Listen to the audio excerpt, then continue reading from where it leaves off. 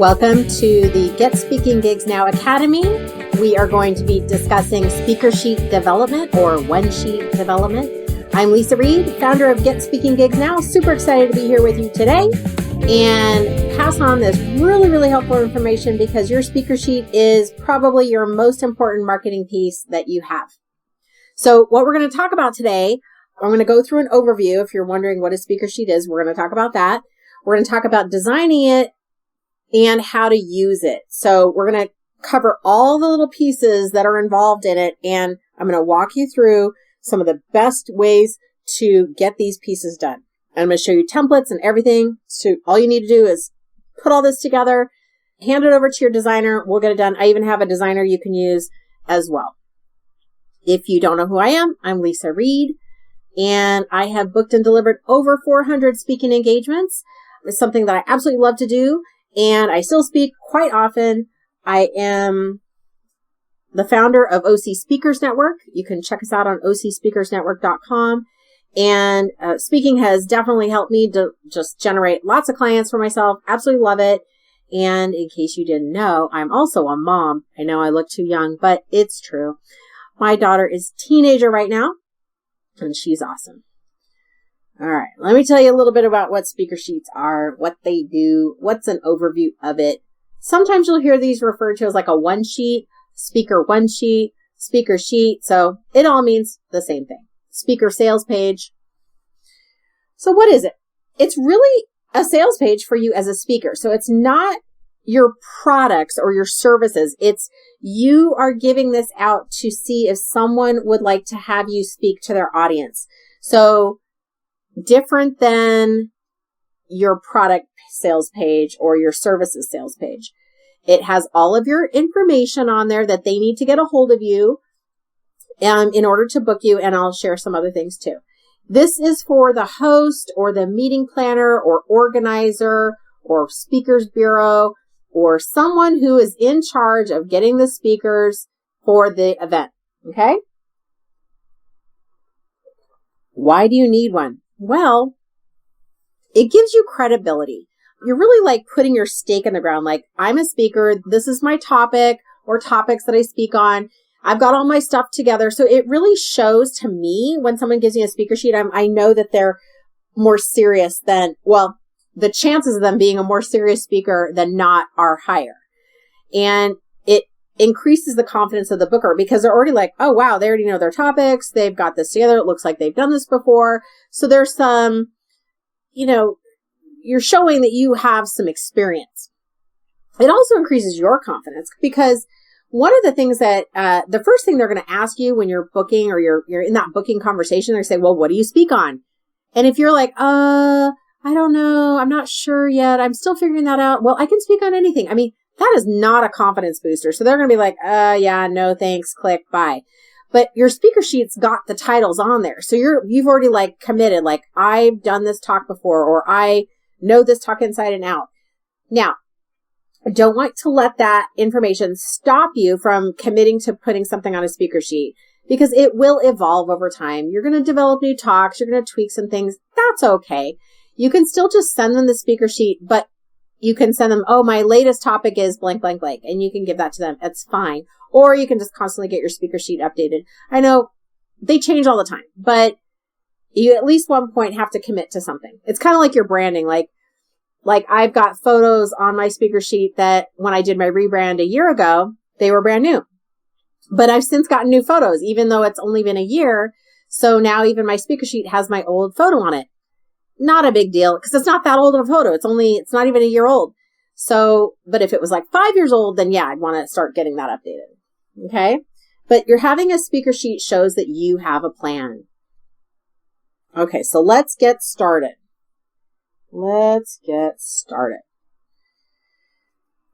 Here's some simple steps to develop your speaker sheet. Okay. So you're going to create a folder. This is going to sound like super basic, but I'm telling you, there's a lot of moving parts to this, and just staying organized is the best way because you're going to develop one again and then you're going to have to go back and refer to it. So you're actually going to create a folder called speaker sheet on your computer. I don't mean like a paper folder. I mean like a digital folder.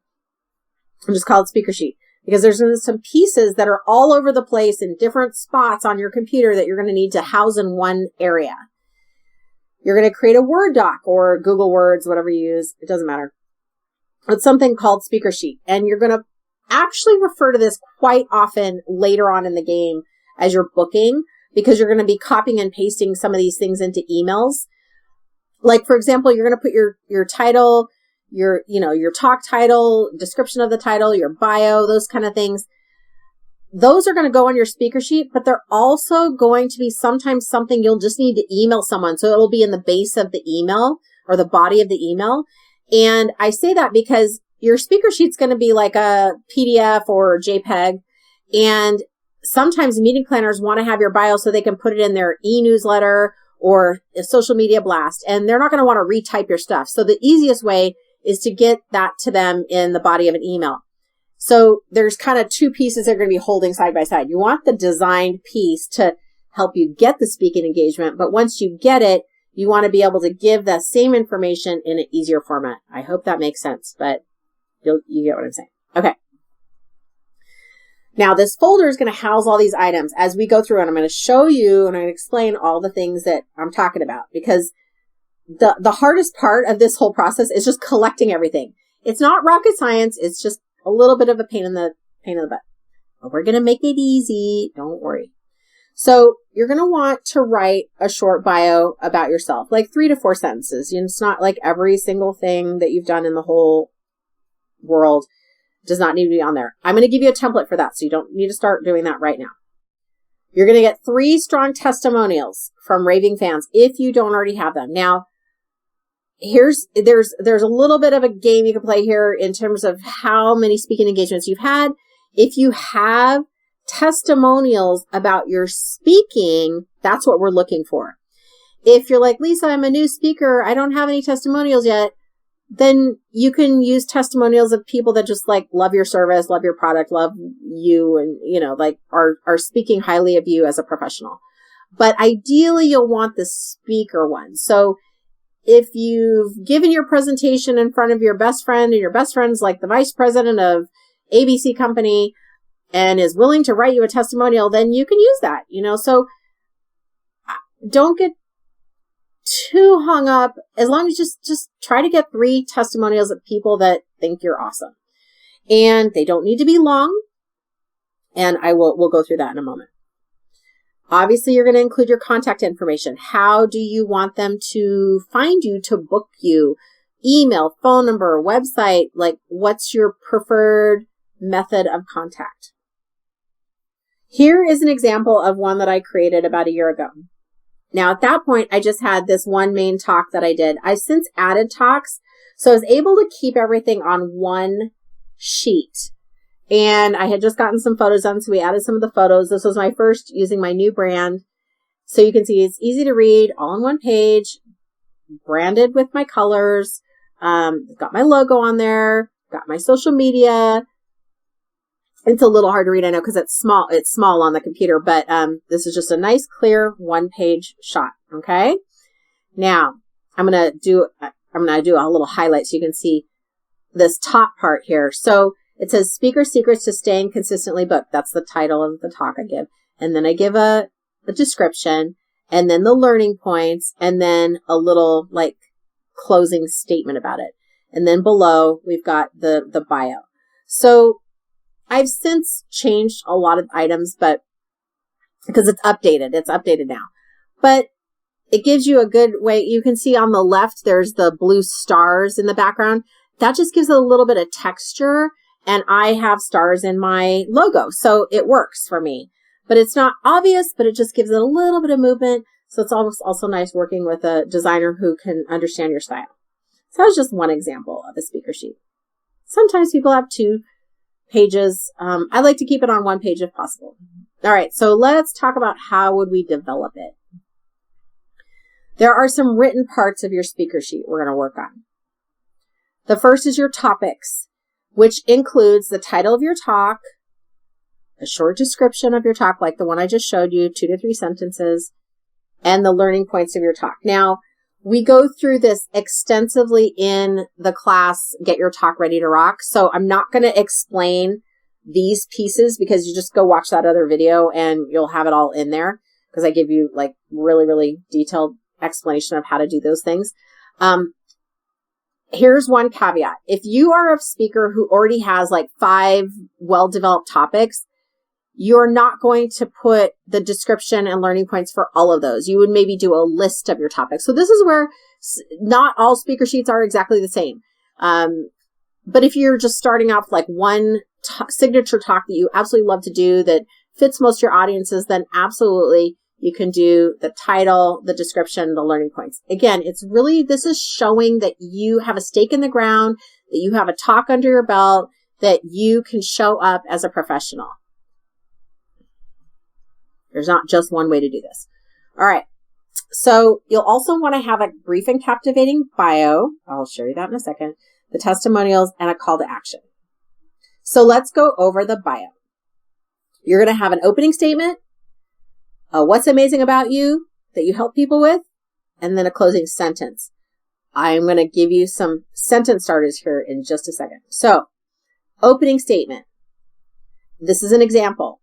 Lisa Reed is a speaker and an expert in helping speakers get booked and stay booked. Okay? So that could be an example.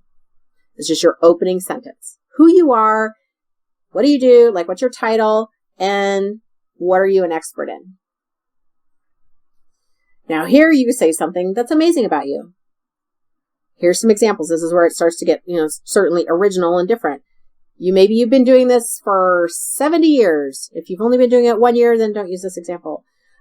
Like maybe there's a lot of research behind your service or your product.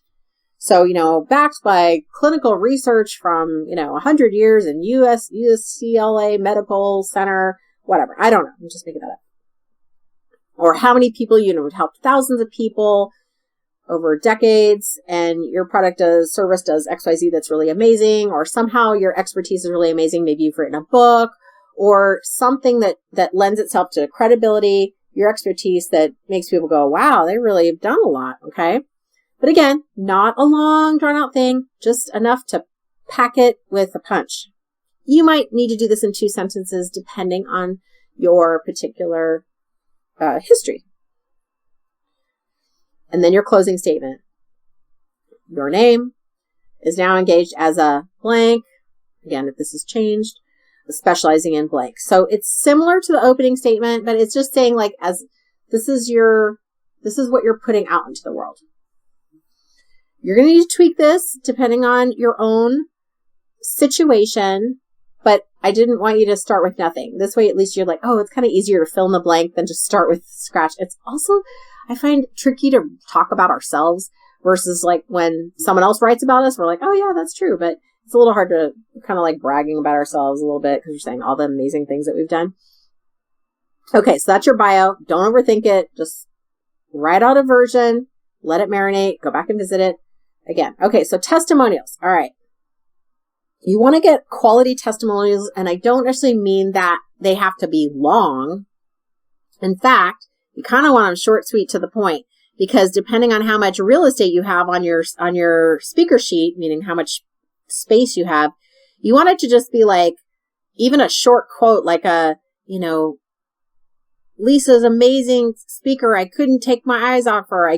Or she had the whole audience engaged. Like, boom, that's a real tight quote. Love it. That's what speaker meeting planners want to know. Like, you're not selling them on your service. Remember, you're selling them as a speaker. So you want to also consider the source of the person. Like, is this the president of an organization, a CEO, somebody that has their titles, has some clout versus like my, neighbor or something like those lines. Really concise and powerful, and definitely preferably regarding you as a speaker. Like, she came and spoke for my group. He was there. He was magnetizing to the whole audience. Everyone was engaged. They couldn't, they wanted more, those kind of things. Now, if you're thinking, Lisa, I don't have any testimonials yet. Don't overthink it. This is simple. You just got to ask. So ask your raving fans, who has seen you speak most recently? Who did you connect with, or who was like, a person who would be willing to do this? Now, don't make it hard for them. And you also want to make sure you ask their permission. Is it okay that you use their testimonial? Make it easy. Write up a couple questions for them to answer about you as a speaker. Like, Dear Susie, would you be willing to give me a testimonial I'm going to use in my marketing? If so, here's a couple questions. Could you just answer them and send them back to me? Like, it doesn't have to be this long, like, letter of recommendation. It's quick. Like, Mike was a great speaker. Everyone was on the edge of their seat. They wanted more. Mike really showed up on time. He was engaging, packed a lot of value in the program, and people really loved what he had to say. Like, done. Okay. So question could be, what did you like about me as a speaker? How did I serve the audience for you? Were there any positive feedback did you hear from the audience? And then you just take some of those phrases. You don't write the whole thing that they email back to you on the speaker sheet. You just pick and choose the phrases. So you're not making it up. You're using their words, but you're just it's kind of like the Siskel and Ebert, 2 thumbs up. You don't need to write the whole review. It's just 2 thumbs up. So that's all you really need to know. All right. A call to action. Your call to action is just giving them clear direction on how they should book you to speak. Like, do you want them to go to your website? Do they call you on a phone number? Do they email you? So, and you can also jazz it up a little bit, for an engaging speaker to delight your audience. Again, if that's your style, book, Lisa Reed today, and here's the phone number, or here's the email. So that might be to, I don't know, maybe that's not your style. So if you're more serious, you might not want to put a exclamation point, or you may not use the word delight. I don't know. It's totally up to you. Or if you're not an engaging speaker, certainly don't put that. All right. Remember, contact info, your phone, email, website. Make sure put that on your social media, either icons or how they can find you, what your handles are for that. All right. Now the design aspects. First thing I would suggest is Google speaker sheets, look at the images and save some of the images that you like in that folder that I was telling you to start. So that way you can go, I like the colors of this one, but I like the format of that one. Or, this one, I like the flow or the way they did the lines. So you can that way you can give that to your designer. Because otherwise, if you just say, well, I don't know, just can you make me a speaker sheet? They're going to make up what they think that's going to look like. And you want it to be more in line, give them some information that's really going to help them to start to find your style. So that's what I highly recommend. And again, say I like this one because I like the color, but I like the design or I like these little logos on here, or these little icons, or whatever it is that you like about it. Tell that person, the designer, what you like about it. All right. Now, photography. If your headshot is 3 years old, you probably going to want to get a new one. I know it doesn't seem like you're getting any older. I don't feel like I'm getting any older, but needless to say, you are getting older. And you want it to just look like you. So if you haven't gotten a headshot recently, I highly recommend you do that. When you're doing this, though, definitely maximize your photo shoot. And certainly a headshot is important. That's what you want to have 100% on your speaker sheet. But if you can also get an action shot of you speaking on there, that'd be great too. So if you don't have any professional images of you speaking from stage, you can use props in your photo shoot. There's times where I've brought a microphone or headset, lavalier, and just I speak, and then she takes, photos of me speaking. I'm not speaking to an audience, but I recommend that because a lot of times when you're speaking on stage, either A, there's maybe not a photographer there, and B, sometimes people take photos of you, but you don't necessarily look that great because your mouth is open or blinking, or it's a little different than a touched up headshot, a little bit different. So I'm just saying there's ways you can get action shots of you speaking without you actually speaking that make it look as if you're speaking. That's all that's really important. You're just giving them that person's a speaker. Bonus tip, while you're getting this headshot or while you're getting this professional photo shoot, change outfits, get different outfits. Like if you're a man and you are a more formal speaker and you like to have a tie, maybe do one without the tie so you're a little more approachable. Change your shirt. If you're a woman, change whatever your top and maybe jacket or jewelry, so that it looks like there are different times. Because if you're going to get your hair and makeup done, you might as well just go for it and get as many images as you can. You can also use them for social media, which I should probably just do a whole nother class on that. But you can do different poses that one could use in a social media post, or like on a PowerPoint where you're like pointing to something, pointing down, pointing sideways, all those different kinds of things, like engaging so that you don't just have just the headshot. I always like to maximize whatever you're doing. So some more aspects you want to consider when you're designing your speaker sheet is the branding. So you have your own branding or your company's branding, whatever, depending on what you're marketing. When I say branding, I'm talking about the logos, the colors, any design style or elements to it. So when you've decided on your branding, like mine is like this, blue and gold and black, and it's got stars and it's speakers. So I think of like, okay, when I think of what I'm going to wear for a photo shoot, I would wear those colors or something that is neutral that would fit with those colors. My speaker sheet would have those colors on it. I would put my logo on there. I would keep the design elements similar. So you want it to all flow as much as possible, like match your Facebook banner to your Twitter banner, to your website, to your speaker sheet. It all just flows together. And it's really easy. Once you decide on something, then you're just like, oh, you don't have to make any other decisions or like what colors to use. It's like, boom, that's what I use. That's my colors. That's what I do. So same thing for your speaker sheet. Now you're going to want some other images. Oh, well, if I go back to this, even back to the photography, remember I was talking about that folder for your speaker sheet. As you get those photos done and you get the images that you want to use on the speaker sheet, you're also going to copy those into your folder, because some of the things that people want to know, like once they book you, they're going to want your headshot, they're going to want your bio, they're going to want your talk title, and they're going to want your talk description. So those are kind of the main things they're going to want. So you're going to put those in the folder because you're going to dip into that pool again. And so you're also going to put a copy of your logo in that folder. Whatever your colors are that you would use, you want to put those in there. Any design elements like the stars that I have in my logo, like put those in there. So you'll want to give all that to your designer. So same with the photos and the images. Now, other images you may want to add on there are like logos that you have, places that you've spoken to before, or media, like, if you were on NBC or the morning news show or CNN or whatever, any of those things you'd want to put on those, on your speaker sheet as well. Oh yeah. And of course, if you've written a book or if you have a guidebook or you have a product or something like that, you want to put that image on there too. Cause again, that adds to your credibility. You're like, oh wow, this person's an author. How cool is that? Here's some resources for you.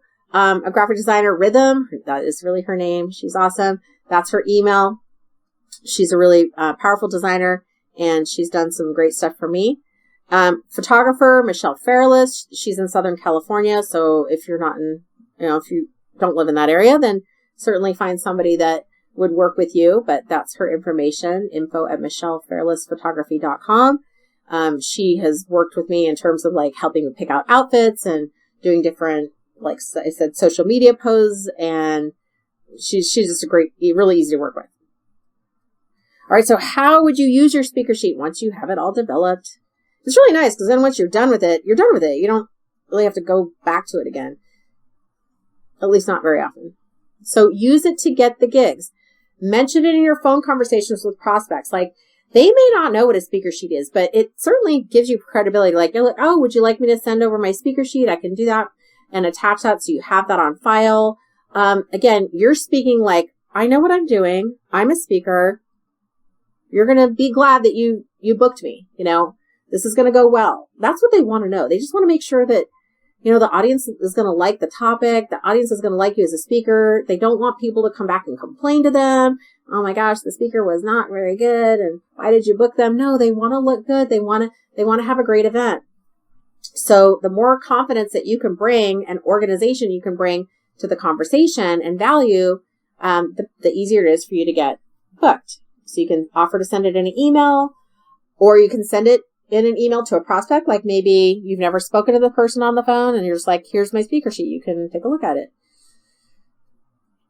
Great way to leverage it, digitize it so that it's on your website, or you can put it in like your signature, like a link to it in your signature if you'd like.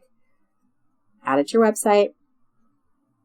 Social media, you can add it on social media if you want, and use it as a marketing tool. So lots of different ways that you can get your name out there. Let people know that you are a speaker. Really, the key to completing your speaker sheet is getting started. So take everything that we've learned here, start your folder, start adding to it. You probably have a lot of these pieces already done, and just put it, that's the first step. Get everything in the folder, write out your bio, make sure you get the testimonials. If you haven't gotten your talk ready to rock, make sure and watch that class so that you can add that in there too. That's actually the meatiest part of your whole speaker sheet. If you haven't gotten your photos done yet, get that booked and get some of those photos. You'll be glad. You're going to need those anyway, because people are going to ask you for your headshot. I have sometimes speakers hesitate to get their speaker sheet done because they don't have their headshot done, and then they hesitate to get speaking engagement. So all those things can stop the flow of you getting your talk. All right. We'll see you soon.